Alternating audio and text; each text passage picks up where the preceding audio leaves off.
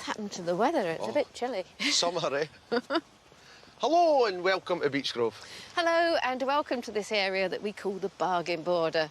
Now, Callum, I think everyone's going to like this because we created this last year, gathering herbaceous perennials from around the garden, and it costs us absolutely nothing. Which is great, Carol. But, you know, there's loads of different ways, of course, dividing plants. You know, there's the basics where we just go and split them, or down here where primulas, we've just teased away to get single plantlets. But over here, look at that iris. Stunning, isn't it? And all we did there was dug down, got some of the rhizomes and moved them from where it originally was into the bargain border. Yeah, absolutely tremendous. And, you know, you mentioned that iris. Variety's called deep black. I mean, I think it's absolutely stunning. Oh, it is. And what I like about it, how it starts purple and then goes to black. But down here, I'm picking out the heuchera, and the variety is chocolate ruffles. And just look at the red. I love the name because I love chocolate. But, you know, what I'm amazed about is how quickly it's got established. Yeah. It really is filled in. And the thing is, OK, we have a large garden, but I think people at home could do this because if you've got friends, surely you could do a little bit of exchange of plants. Yeah, a bit of a swap. Well, later in the programme, we're going to be checking in with beech growers from Orkney to Dumfries. They'll be giving us an update for the last time we visited them. And speaking about gardens all around Scotland, we are looking at a garden that is literally on the move. And also we're back with George in his allotment, and he's looking at some of his highs, but also one or two of his lows. On the allotment in sunny Joppa today, there are successes and failures. But which is which? Well, I'd like to give you a bit of an update on one of our projects this year. It's all about trying to grow tomatoes in Aberdeen outside, and it'll be a first for us. Now, this all came about because of Camilla Fredrickson that we visited last year. She grows loads of varieties in Aberlour successfully outside, and this year she came to Beechgrove and gave us a few plants. And straight away, I want to look at this one. It's called 42 Days. And just to go over what that means, 42 days, it means that as soon as it flowers, it should take 42 days for us then to get ripe fruit. So only 6 weeks. Now, these were planted in pots and they were only put outside 3 weeks ago. But the great news is the fact that here we have a ripe fruit already. So I'm just so delighted with that. So from 42 days, I then want to go on to this variety, Ida Gold. It takes about 60 days. And here we have 1 or 2 fruits that are starting to ripen, but we might have to wait another week or two. And Fuzzy Wuzzy, love the name, it's got hairy leaves. That one is 70 days. We've got some fruits, but definitely not ripe yet. And we're also trying some that are grown as cordons. We've got a beefsteak one here called Sputnik, totally green at the moment. But I always like to do a little bit of an observation or a trial, and I thought let's have a wee comparison with growing them outside and also undercover. So let's have a look at those ones.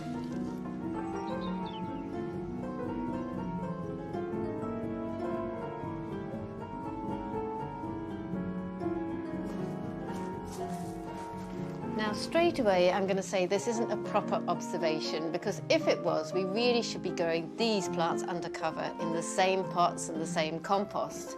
And as a result, in these beds, we've been growing tomatoes for about 4 years, and I do think they're a little bit stunted. It does just go to show that really you shouldn't be using the same soil for the same crop. However, the good news is straight away, look at the 42 days. We've got 3 ripe fruits there, so the heat has definitely helped. Also, I want to draw your attention to Sputnik, the beefsteak one. The outside was totally green, but that one is absolutely ripening. So it's working, and we'll come back later on in the season. Now, from growing tomatoes, we're now going to give you an update on the Dandelion project. Now, this is a public scheme that is throughout Scotland and throughout the summer. They are encouraging people to garden, and they are creating some unexpected gardens. And this particular one is really unexpected.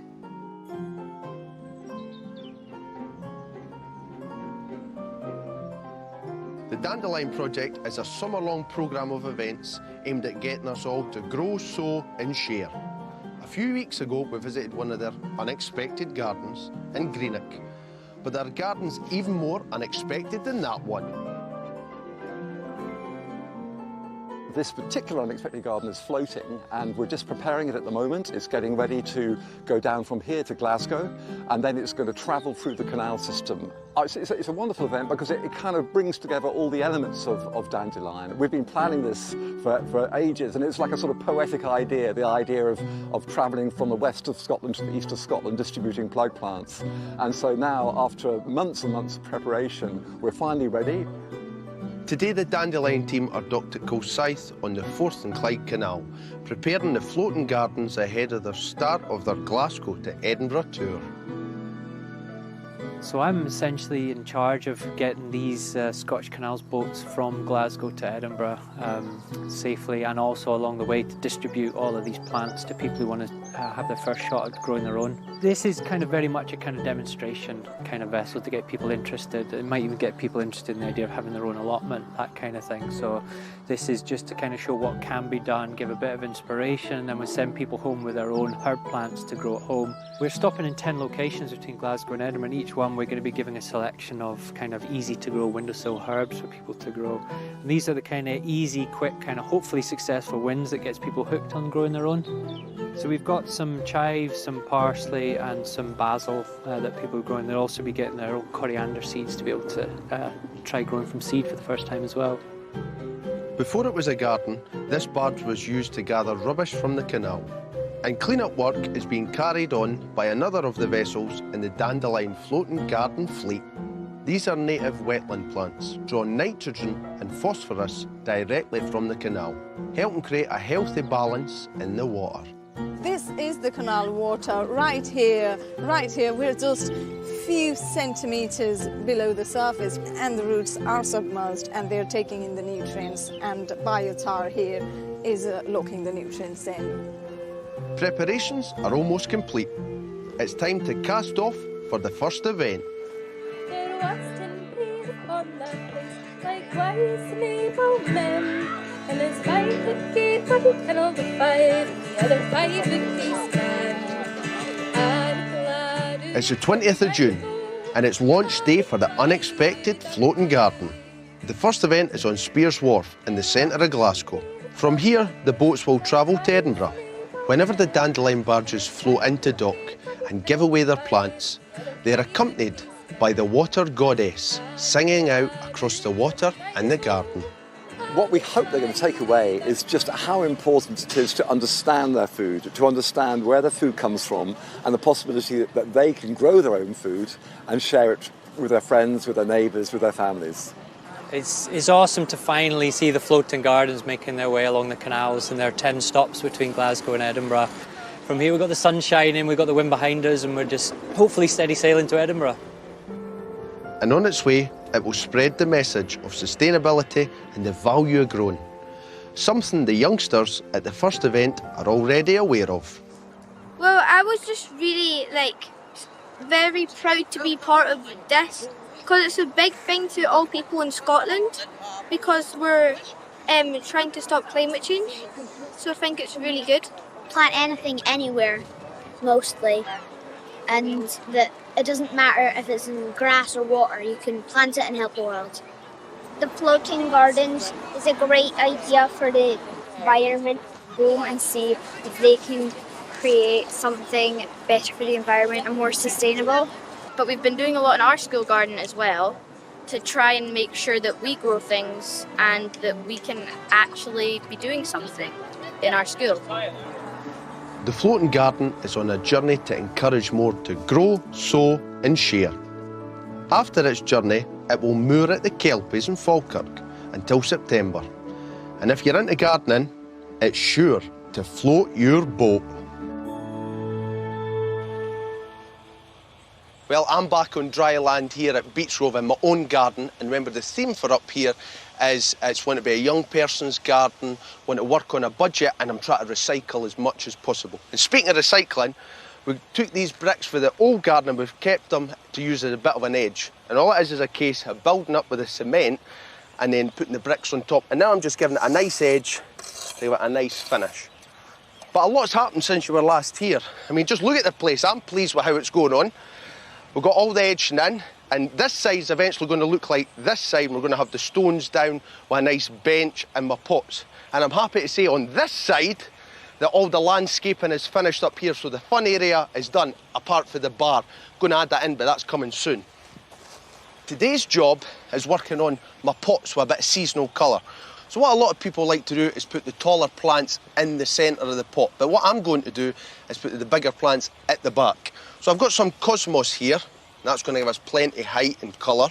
Just take these out, tease the roots a bit, and I'm going to put 2 plants at the back. Just 2 plants at the back. There we go. And then in front of that, I'm going to have some nice orange marigolds. And let's do 2 of them as well. That's going to be the centre, and at the side of them, we're going to have some Simple Florence begonias. Let's also do 2. And then to give me a bit of trailing down the front, I've got this Nepeta. And then just knock that out the pot. And I'm glad this is on the deck because it's just going to trail down and then scramble all over the background, so it's going to look really nice. But I've got quite a lot still to do here, but let's go check up with George with his next instalment in Sunny Joppa and his allotment where, like us all, he's battling the weeds.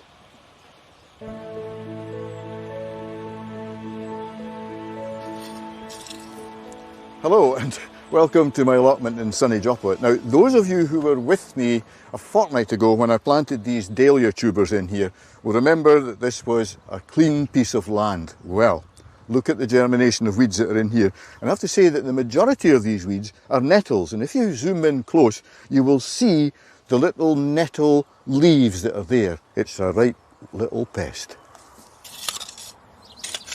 Once I've hoed them out, what I'm going to do is I'm going to take you over there. We're going to have a look at some garlic. Now, that's not my most successful crop, but we'll see how it's done this year.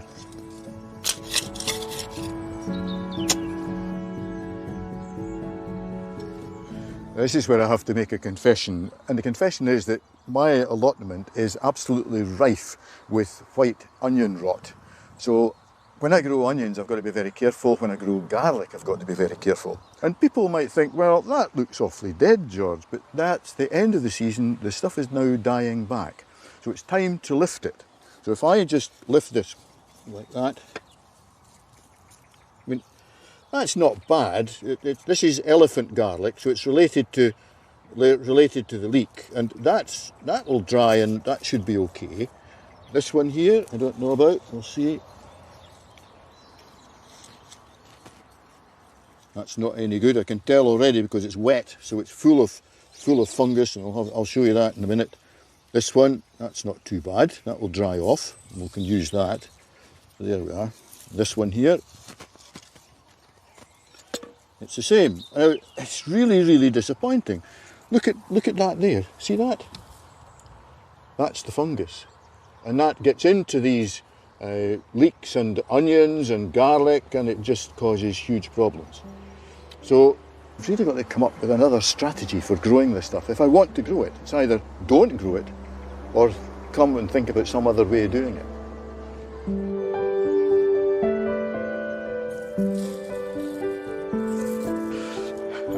I've come down to where the plot of early potatoes are. This was a group of potatoes that were planted away back in March and covered with the black fabric, and then once the frost was away, lifted the fabric off. This is the variety Casablanca, and normally when you have early potatoes and you see them with the flowers on them like that, it's an indication that there may be tubers at the base. So I'm going to dig a shaw up and see if there's better success here than there was with the garlic. Keeping it well free from where the potatoes are, but loosening it off. So here we go, moment of discovery. A wee shake, there we are. Oh, look at this, look at this. Now, that's success, eh? That's success. Look at those early potatoes. And all I need now, some butter, salt and some mint. And oh, they'll be enjoyed at tea time. There we go. Now traditionally what would happen in East Lothian and in allotments everywhere is that once you've lifted your early potatoes, the vacant space then is filled with leeks. And this is the variety Elephant.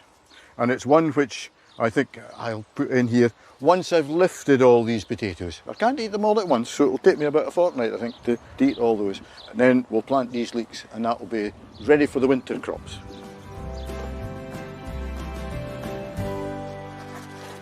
Look at that. There you are. One or two tattered leaves, nonetheless. That's a good cabbage. What more do you want, eh? With new potatoes, mint, butter, and now cabbage. Oh, what do you want next? Would you like some peas? We'll go and see.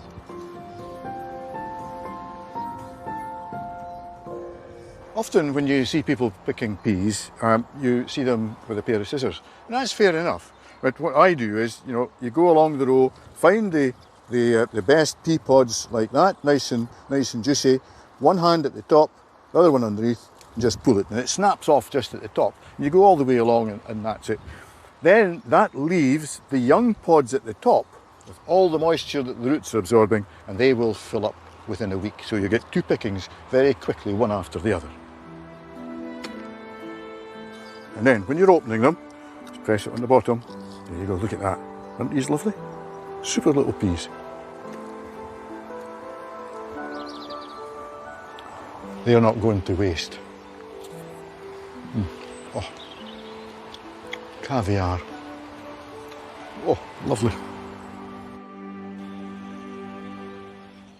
George enjoying the fruits of his labour there, Carol. Well, certainly the peas, but we're back in our usual spot, the calendar border, which we're revamping this year. But what's this? It's amazing, isn't it? It's absolutely looking gorgeous at the moment. So it's a Cornus Cusa. Right. Variety is called Galilean.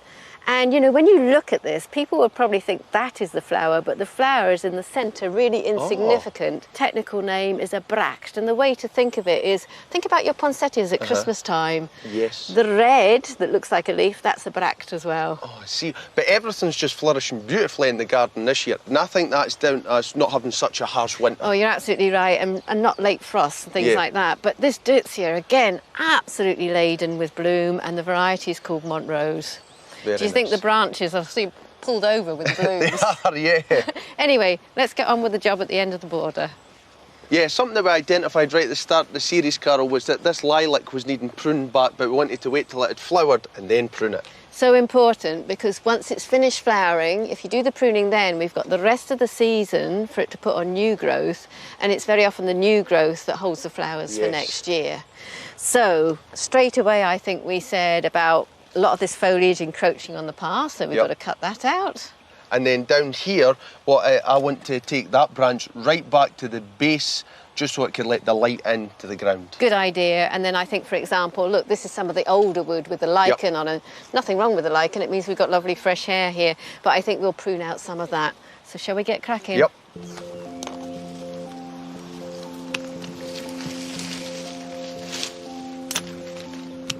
Now, when you're pruning, remember the 3 Ds. That's the dead, diseased and dying. So this is definitely dead. Can't see anything diseased, but here we're starting to see a bit that's dying back, so I'll follow it through. There's a nice healthy bit. Just cut it there. Carol, see, because I've cut that lower branch away, it's actually revealed a sucker. Oh, yes, so I'm going to have to go and take that out. I can tell that it's a sucker just because you look at the leaves, the sucker one's rougher and the main plant's smoother. So I want to take this out till all the energy goes back into the main lilac. Now, something else to bear in mind is these are the old flowering spikes, and it's a good idea to try and prune those out because you don't want the energy going into those. You want it to go into the plant itself. And I think I've got 2 here, so a little bit of a light prune. I'm going to go back to this healthy branch, like so. Oh no, not that branch. I don't say that. You'd be worried there. Cool. Well, Callum, I think we're just about finished having a sort of look round. And I think, step back, isn't it? That's quite important. Do you see anything that we should maybe cut out now? I'm tempted with this branch here, Carol. I think that's a really good point. So look, if we follow that down, I reckon if you cut it to there... Yeah, OK. You have a go at that. Get the loppers. And you know what that'll do is it will reveal the liliums a bit more. Ah, right, yes. But it's great, isn't it? And hopefully we'll get lots of lilac flowers for Hope next so. year. So throughout the series, we're following a group of gardeners from Dumfries to Orkney. Yes, it's the beech growers again, in their gardens and allotments. Together we are the beech growers. So let's start with the good news story. Here we are in the hosta corner of the garden. It's lush, it's green, and it's full of growth. You might remember at the start of the series, I was mulching over the crowns of the hostas before they were through the ground, just to provide them with that wee boost to get them through. And look at them now. Green leaves everywhere. And thankfully, not much slug damage, which is unusual for hostas because slugs love them. That's the good news story. Unfortunately, if we go down to the rose bed, we have a slight different problem, and it's a greenfly infestation. So in order to control the large number of greenfly, I've been going round regularly, shaking the plant basically to shake off the greenfly that you can see. I've also been pulling them off as well and rubbing them with my fingers.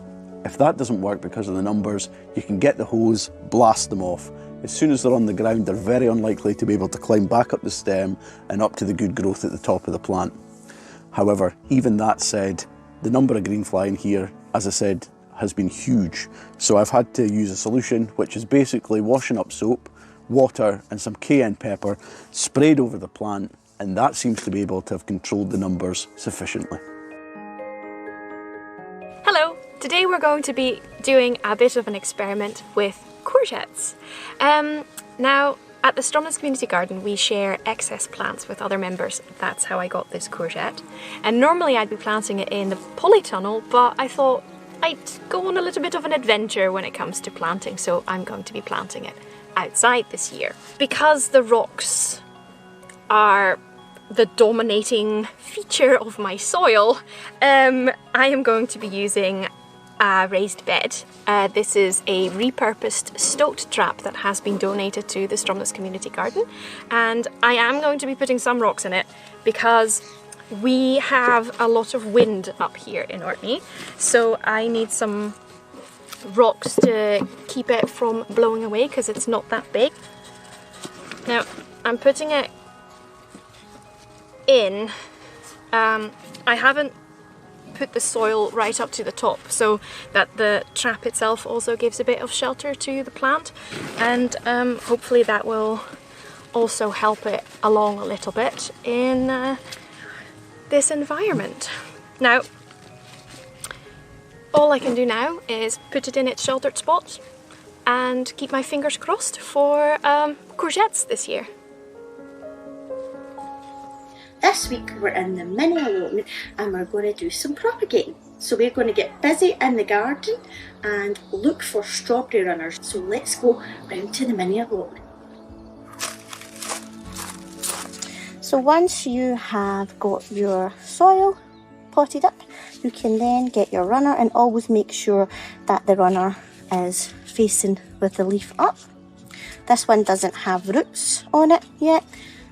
And then you just gently place it, a little clip on it, and then you can leave it beside the mother plant just now, where it can root for 1 to 2 weeks, and then you can snip it off and take this plant and it'll be a whole new strawberry plant. Hi beech growers, this is Sarah. Hello, I'm Revati. Hello, I'm Damo. Hi, I'm Kazim. We are going to build a grow station today. Let's see how we are going to build it and how we are going to use the grow station. We can plant things like potatoes, tomatoes, carrots, beetroots.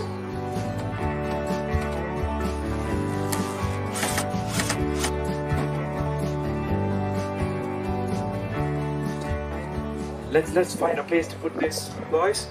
Yeah. Welcome back to the Wimpy Park here in Alloa.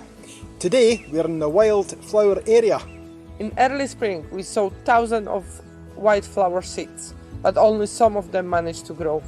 Our problem is too much grass, so late last autumn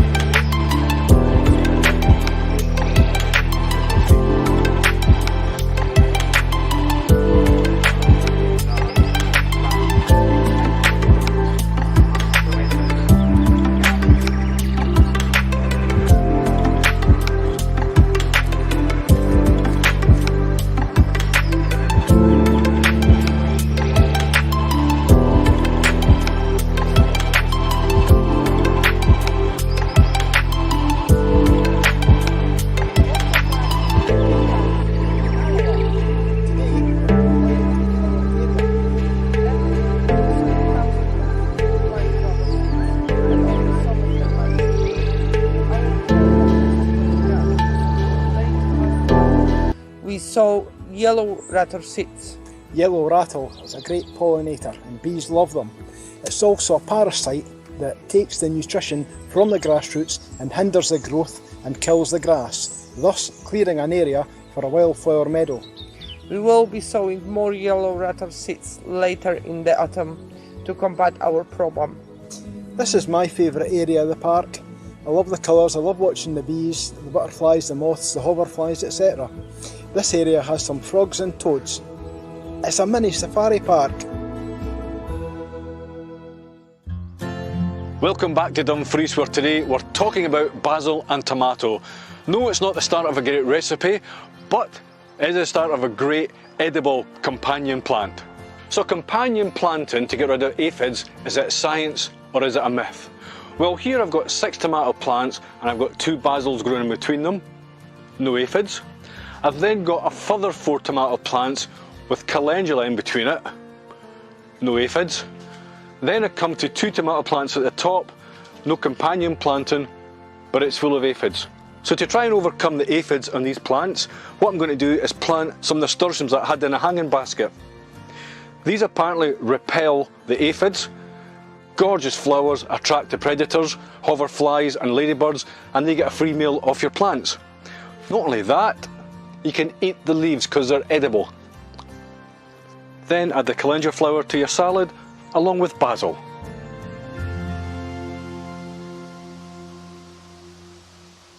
Callum, this is your first time sitting in the Silver Garden? Yeah, and it's very nice down this end of the garden, Carol. But I've got to pick out the Nepeta over here. The bees are just loving life. But then over this side, is this where we got the iris from for the bargain border? Absolutely. And you know, the plant next to that I really love because it's a very hardy plant. Yeah. Sambucus, black lace or an alder. And I just love the contrast of that foliage with the flowers. But you know, that's just about it for this week. But if you need any help with your Hebes or tips on your tomatoes, do remember that the whole of the series can be found on the iPlayer. And all you have to do is search for Beechgrove. And next week, George is here. Yep, he's leaving sunny Joppa to join me in glorious Aberdeen. He's going to be answering some of your questions, and I'm going to be putting him at work around the garden. And you know, I'm really excited because I'm getting a trip out. Oh. I'm going to Doonside Garden near Aboyne. Very nice. But that's it from the two of us. So goodbye. Bye. Things are hotting up in the kitchen as Nick and Doogie rustle up some tasty Asian fusion food. The Great Food Guys are next here on BBC Scotland.